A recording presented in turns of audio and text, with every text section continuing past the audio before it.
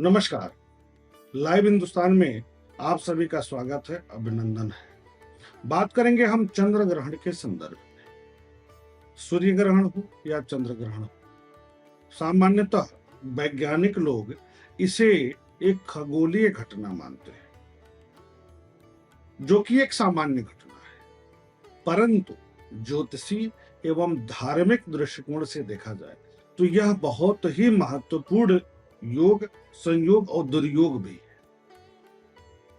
क्योंकि ग्रहण का प्रभाव समाज पर, देश पर, विश्व पर, पर्यावरण पर, व्यक्ति पर, जीव पर, वनस्पति पर, सब पर पड़ता है। सूर्य ग्रहण और चंद्र ग्रहण अगर 15 दिनों के अवधि के बीच में हो जाए तो उसका विभत्स प्रभाव देखने को मिलता है और नुकसान हर स्तर पर देखने को मिलता है।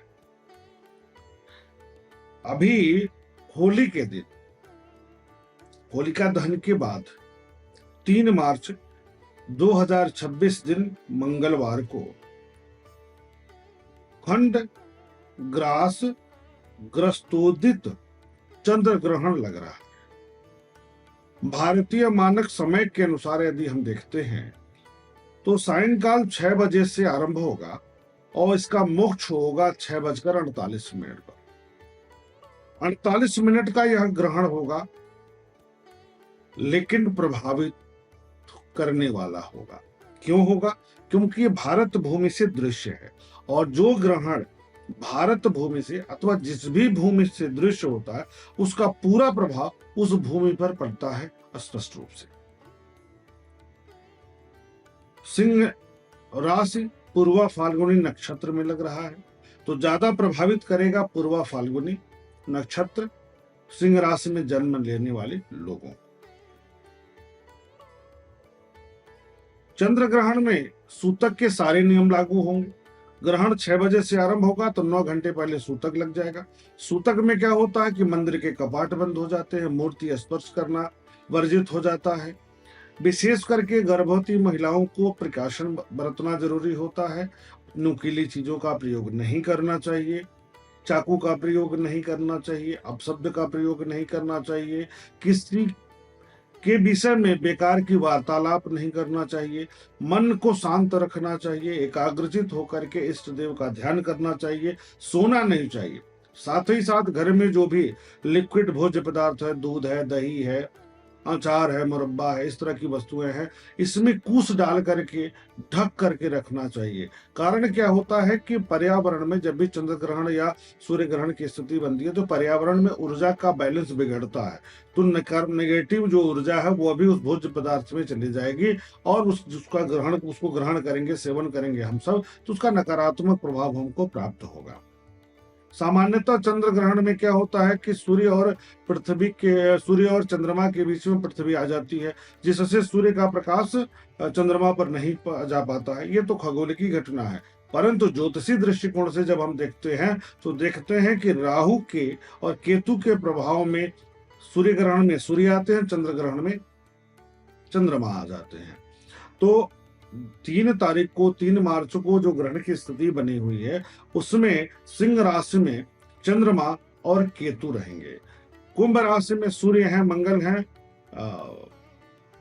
राहु हैं और बुध हैं। मीन राशि में शुक्र और शनि हैं।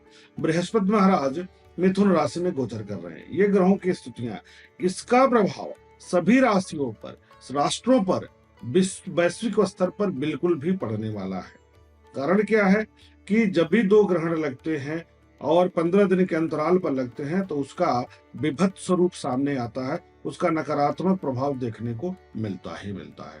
तो सबसे पहले हम करते हैं बात भारतीय दृष्टिकोण से। तो भारतीय दृष्टिकोण से अगर हम देखें तो वृष लग्न की और कर्क राशि की कुंडली है स्वतंत्र भारत की, तो इसके अनुसार जो ग्रहण की स्थिति है चतुर्थ भाव में कहा जाएगा और दशम भाव में मंगल, सूर्य, राहु, बुध हैं। तो बुध प्राकृतिक कारक ग्रह है, सूर्य सरकारी तंत्र का कारक ग्रह है, मंगल सेनापति, सेनाध्यक्ष है, आग है, तो सूर्य मंगल राहु के साथ रहने से अंगारक योग भी बन रहा है, साथ में चंद्रमा पीड़ित हो जा रहा है। तो जल में नुकसान, जल से नुकसान और जमीन से नुकसान। कारण क्या हो रहा है कि दोनों ही स्थिर राशियां हैं, कुंभ भी और सिंह भी। तो ऐसे में स्थिर तत्व जो होगा उसमें उसका बैलेंस बिगड़ेगा। और दिशा क्या आएगी इसको भी बताता है। स्वतंत्र भारत के अनुसार पूर्वी क्षेत्र, उत्तर पूर्वी और पूर्वी क्षेत्र और दक्षिण पश्चिमी क्षेत्र और पश्चिम से थोड़ा सा दक्षिण लेकर के, तो दक्षिण पश्चिम दक्षिण और पूर्व उत्तर, ये जो क्षेत्र है भारत का, ये विशेष रूप से तनाव उत्पन्न करने वाला होगा, नुकसान प्रदान करने वाला होगा। नुकसान में कहां कहां सतर्क रहना है। पूर्वी क्षेत्र में भूकंप की स्थिति बनती है, जल प्रलय की स्थिति बनती है। पूर्वी क्षेत्र में जो समुद्री एरिया है उसमें चक्रवात आ जाए, तूफान आ जाए, उसके कारण से जनमानस को बड़ा नुकसान हो जाए, या ये भी हो सकता है सुनामी आ जाए, ये भी हो सकता है कि जल वाले क्षेत्र में भूकंप आ जाए जिसका नकारात्मक प्रभाव देखने को मिलेगा। तो भारत का उत्तर पूर्वी क्षेत्र थोड़ा सा संदिग्ध रहेगा, परेशानी उत्पन्न करने वाला रहेगा। अब कहां कहां से आग से बड़ा नुकसान हो सकता है, ये इसका प्रभाव अगले 3 महीने तक विशेष करके रहता है। फिर भी 15 अप्रैल तक हमें सावधानी बरतनी बहुत जरूरी है। पूर्वी क्षेत्र में वाहन दुर्घटना, चाहे वो प्लेन हो, ट्रेन हो, बस हो, इसकी बारंबारता बढ़ जाएगी, नुकसान बढ़ जाएगा। पूर्वी क्षेत्र में भूकंप हो गया, बाढ़ हो गया, चक्रवात हो गया, तूफान हो गया, जल प्रलय की स्थिति हो गई, ये हो सकता है। पहाड़ों में नुकसान होता है, अग्नि से व्यापक नुकसान हो सकता है, आतंकवादियों द्वारा विस्फोटक पदार्थों का प्रयोग किया जा सकता है। इसी तरीके से राष्ट्र के दक्षिण पश्चिमी क्षेत्र में भूकंप की स्थिति हो गई, वायुयान दुर्घटना हुआ, ट्रेन दुर्घटना हुआ, बस दुर्घटनाओं की संख्या में वृद्धि हो गई, बड़े व्यक्तित्व की क्षति हो गई। चूंकि सूर्य भी प्रभावित है, इसलिए राष्ट्रीय स्तर का कोई व्यक्ति, अंतर्राष्ट्रीय स्तर का कोई राजनीतिक व्यक्तित्व, राष्ट्रीय स्तर का कोई सरकारी व्यक्तित्व जिसमें आईएएस और आईपीएस भी सम्मिलित हैं, सेना का बड़ा अधिकारी भी सम्मिलित है, उसको नुकसान की स्थिति होती दिखाई दे रही है, विशेष करके राष्ट्र के पूर्वी और उत्तरी क्षेत्र में और राष्ट्र के दक्षिणी पश्चिमी क्षेत्र में। तो इन क्षेत्रों में वायुयान के भी दुर्घटनाग्रस्त होने की संभावना बनेगी, इसलिए सतर्कता बहुत ज्यादा जरूरी है। इससे पहले भी जो अहमदाबाद में दुर्घटना हुई थी उसकी प्रेडिक्शंस किया गया था, जो कि सही हुआ। अगर हम बचाव करते और इन भविष्यवाणियों पर हम ध्यान देते तो नकारात्मकता हमें कम प्राप्त होती है। तो हमें सतर्क रहना है। रही बात अगर अंतर्राष्ट्रीय स्तर पर किया जाए तो भारत से पश्चिमी क्षेत्र पे उतल पुतल की स्थिति बनेगी, वह होगा उत्तर और पश्चिमी क्षेत्र व्यापक रूप से तनावपूर्ण रहेगा, जिसमें हम बार बार कह रहे हैं, वर्ष के आरंभ में कहे थे, पाकिस्तान हो गया, अफगानिस्तान हो गया, ईरान हो गया, इराक हो गया, या अमेरिका की स्थिति हो गई। इन क्षेत्रों में विभत्स रूप देखने को मिलेगा। वह कई रूप हो सकता है, युद्ध के रूप में भी हो सकता है, हथियारों के प्रयोग के रूप में भी हो सकता है, भूकंप, चक्रवात, आग से क्षति के रूप में भी हो सकता है। परंतु जो ये ग्रहण है इसके प्रभाव में सूर्य, राहु और मंगल हैं, तो निश्चित तौर पर सरकारी व्यक्तित्व, सेनाध्यक्ष, वर्दी से जुड़े लोगों को विशेष रूप से सतर्क रहना चाहिए, चाहे वह भारत हो, हिंदुस्तान हो अथवा वैश्विक स्तर पर इसका यह प्रभाव देखने को हमें मिलेगा। राशियों पर भी इसका प्रभाव व्यापक पड़ेगा। तो राशियों पर अगर हम बात करते हैं तो मेष राशि के लिए थोड़ा सा चिंताजनक स्थिति बनेगी। वृष की चिंता होगी, वृष वालों को थोड़ा सा सुख में कमी हो जाएगा, बहुत कोई नुकसान नहीं होगा। गृह और वाहन सुख को लेकर के थोड़ा सा खर्च बढ़ेगा, लेकिन सुख में थोड़ी सी कमी, मनोबल में कमी आ सकती है। मिथुन में धन वृद्धि की स्थिति बन रही है, व्यापार की शुरुआत की स्थिति बन रही है, पराक्रम बढ़ेगा, पुरुषार्थ बढ़ेगा।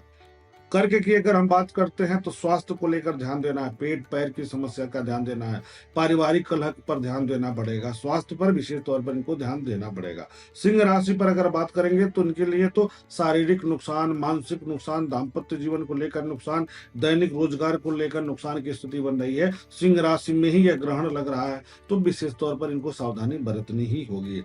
कन्या राशि के लिए तो प्रतियोगी परीक्षाओं में विजय की स्थिति बना देगा, दूरस्थ यात्रा का योग बनाएगा, परंतु ध्यान रखना है कि स्वास्थ्यगत दिक्कत इनको जरूर उत्पन्न हो जाएगी।